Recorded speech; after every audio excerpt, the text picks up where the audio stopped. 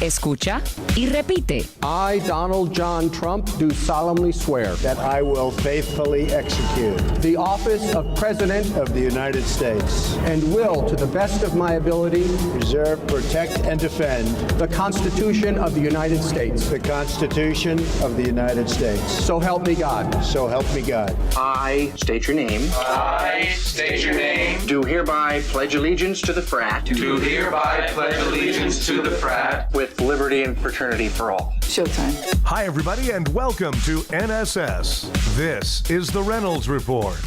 Bruce Springsteen and the E Street Band may be a long way from home, but the boss took some time out of his set in Australia on Sunday to talk about the women's marches which occurred across the United States on Saturday. He told the crowd, "We're a long way from home, and our hearts and spirits are with the hundreds of thousands of men and women that marched yesterday in every city. We are the new American resistance." Matt Damon took the cause of clean water to the Sundance Film Festival, where he said he's hoping to pitch Donald Trump on the issue. Damon told the Associated Press on Saturday that clean water accessibility isn't a partisan issue and demands an all-hands-on-deck approach to solve this. When asked his response to the election, Damon said he hopes Trump will be open to backing clean water programs like his nonprofit Water.org. Damon in 2009 founded Water.org with civil engineer Gary White. It uses microfinance loans to bring hygienic connections to water and toilets to impoverished communities. The new administration is coming in with a new version of facts for us to get used to. Here's a report from the Alternative Facts News Network.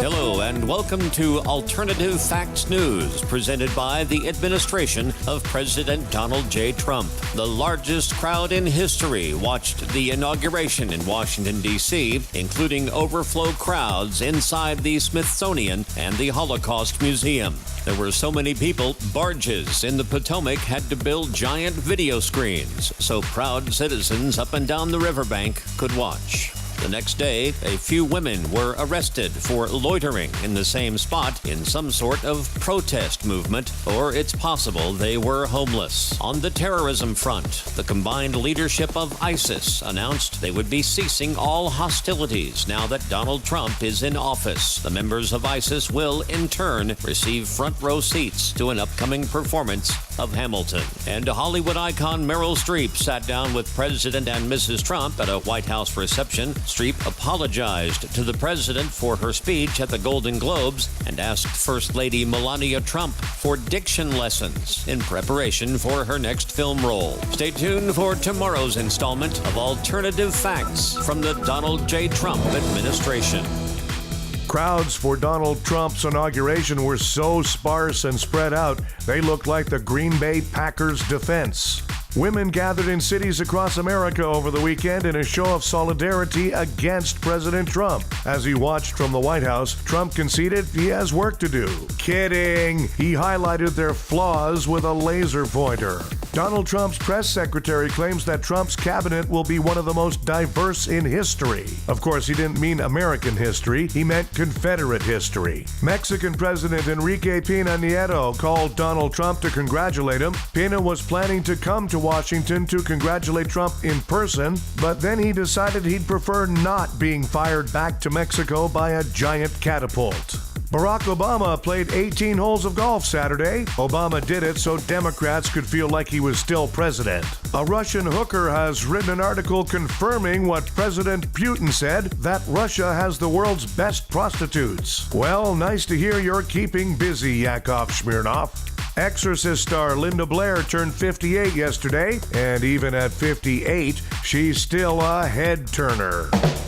A rare virus has broken out among pet rats sold in America. Pet owners are complaining of fevers, pains, and rashes. Doctors have attributed this outbreak due to the fact that they're rats. Time for Nobody Gives a F***. 1 in 10 people don't own a single book, so they have something in common with the Kardashians. Hey, uneducated fame hoes. Nobody gives a f***. To give you an idea of how badly Dean Spanos is handling the Chargers' move to Los Angeles, the team just announced their official soft drink, New Coke. And Ashley Judd recited a poem at the Women's March. And while I'm not sure exactly why anyone would ever want to hear a poem from Ashley Judd, if writing poetry keeps her from making movies, I'm all for it. Hey, Ashley, nobody gives a f***. Thanks, everybody. We have a new episode of the Reynolds Report for you every weekday. Be sure to check out NSS Live, starring Frank D'Angelo and his celebrity panel of guests, including the legendary Phil Esposito. Tuesdays and Thursdays, NSS Live.